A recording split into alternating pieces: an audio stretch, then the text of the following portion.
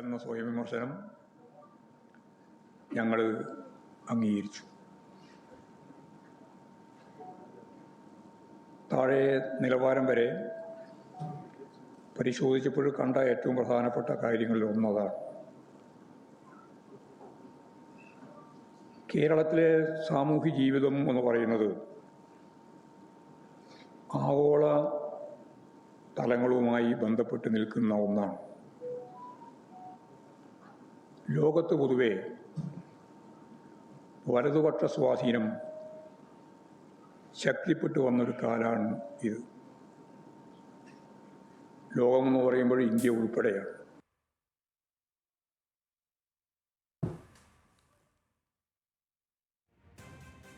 MP Govindan തത്സമയം മാധ്യമങ്ങളെ കാണുകയായിരുന്നു. തെരഞ്ഞെടുപ്പ് തോൽവി വിലയിരുത്തിയെന്നാണ് അദ്ദേഹം പറയുന്നത്. വീണ്ടും കേരളത്തിൻ്റെ ചിന്താമണ്ഡലത്തിലും ഉണ്ട് എന്ന കാര്യം നമുക്കെല്ലാവർക്കും അറിയാം.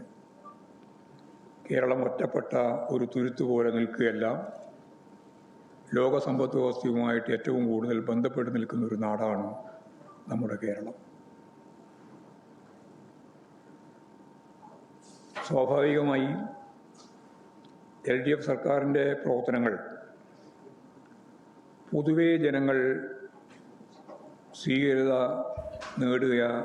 നൽകുക ആണ് ചെയ്തത്. എന്നാൽ നിർമ്മാണ മേഖലയുൾപ്പെടെയുള്ള പരമ്പരാഗത മേഖലയിൽ ജനങ്ങളുടെ ചില പ്രശ്നങ്ങൾ പൂർണ്ണമായി പരിഹരിക്കാനായിട്ടില്ല എന്ന പ്രശ്നം താഴെ ചർച്ച ചെയ്യുമ്പോൾ ശക്തിയായിട്ട് ഉയർന്നു വന്നിട്ടുണ്ട്. അത് ജനങ്ങളിലുണ്ടാക്കിയ അസംതൃപ്തി തെരഞ്ഞെടുപ്പിൽ ഇടതുപക്ഷത്തിന് പ്രതികൂലമായി ബാധിച്ചിട്ടുണ്ട് എന്ന കാര്യവും റിവ്യൂവിൻ്റെ ഭാഗമായിട്ട് ഞങ്ങൾ കണ്ടു. ഏതാണ്ട് 30 മണ്ഡലങ്ങളിൽ BJP വോട്ടുകൾ UDFന് നൽകുകയും ചില മണ്ഡലങ്ങളിൽ UDFന് അവർക്ക് ജയിക്കാൻ സാധിക്കില്ല എന്ന് കാണുന്ന ചില മണ്ഡലങ്ങളിൽ അവർ BJPക്ക് വിജയിക്കാൻ വോട്ട് നൽകുകയും ചെയ്യുന്ന ഒരു UDF BJP ഡീല് ഞങ്ങൾ കണ്ടു.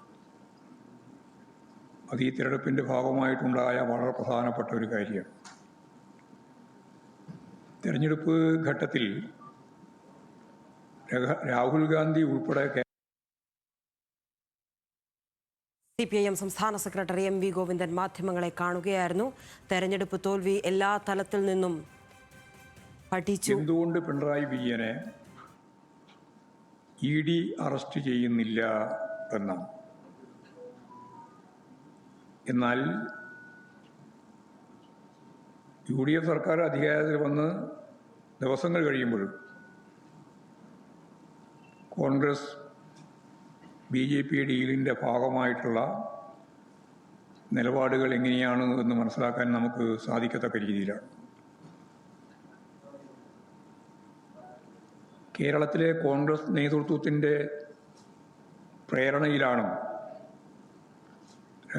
രാഹുൽ ഗാന്ധി പിണറായിക്കെതിരായും കേന്ദ്ര ഏജൻസികൾ ഇടപെടണം എന്ന ആവശ്യവും ഡീലിൻ്റെ പ്രശ്നവും എല്ലാം പറഞ്ഞതെന്ന് ഇന്ത്യ കൂട്ടായ്മയുടെ യോഗത്തിൽ രാഹുൽ ഗാന്ധി തന്നെ പറഞ്ഞ കാര്യം ഇപ്പോഴും പുറത്തു വന്നിട്ടുണ്ട്. അദ്ദേഹം തന്നെ അത് തുറന്നു പറഞ്ഞിരിക്കുകയാണ്.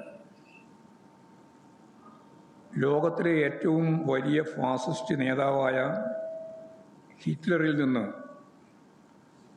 ആവേശം ഉൾക്കൊണ്ടുകൊണ്ടാണ് താൻ പ്രവർത്തിക്കുന്നതെന്ന് കോൺഗ്രസിൻ്റെ നേതാവായ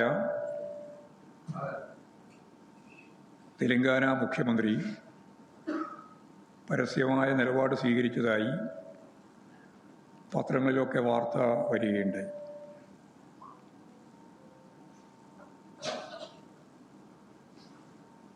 അപ്പോൾ രേവന്ത് റെഡ്ഡിയുടെ നിലപാട്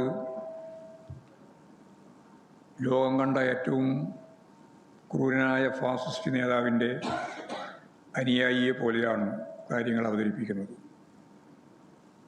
ഇതും പഴയ അടിയന്തരാവസ്ഥ കാലഘട്ടവും കൂട്ടിച്ചേർത്താൽ ഏത് തരത്തിലുള്ള അമിതാധികാര നിലപാടും മനസ്സുകൊണ്ട് സ്വീകരിക്കാൻ തയ്യാറായി നിൽക്കുന്നവരാണ് കോൺഗ്രസിലെ ഒരു വലിയ വിഭാഗം ആളുകൾ എന്ന് വ്യക്തമാകുന്ന ഒന്നാണ്. അതേപോലെ വളരെ പ്രധാനപ്പെട്ട തന്നെയാണ് അദാനി ഗ്രൂപ്പ് ഉദ്യോഗസ്ഥരുമായി കർണാടകയിലെ NDA ഘടകകക്ഷിയുമായി അതിൻ്റെ നേതാക്കളുമായി മംഗലാപുരത്ത് വെച്ച് നടത്തിയിട്ടുള്ള മുഖ്യമന്ത്രി ആവുന്നതിന് മുമ്പുള്ള VD സതീശൻ എന്ന പ്രതിപക്ഷ നേതാവിൻ്റെ കൂടിക്കാഴ്ച. അതിൻ്റെ എന്താണ് എന്ന് പല മേഖലയിൽ നിന്നും ചോദ്യം ഉയർന്നപ്പോഴും ആ ചോദ്യത്തിനൊന്നും മറുപടി പറയാൻ മുഖ്യമന്ത്രി തയ്യാറായിട്ടില്ല. തുറമുഖ വകുപ്പ് മുഖ്യമന്ത്രി സ്വയം ഏറ്റെടുത്തു. കേരളത്തിലെയും അതുപോലെ തന്നെ കർണാടകത്തിലെയും സത്യപ്രതിജ്ഞാ ചടങ്ങിൻ്റെ ഭാഗമായി വന്ദേമാതരം ചൊല്ലിയതും ഇപ്പോൾ PM-ശ്രീ പദ്ധതി നടപ്പിലാക്കുന്നതുമായി ബന്ധപ്പെട്ടും മഹാത്മാഗാന്ധി യൂണിവേഴ്സിറ്റിയിൽ VC-യെ നിശ്ചയിച്ചത്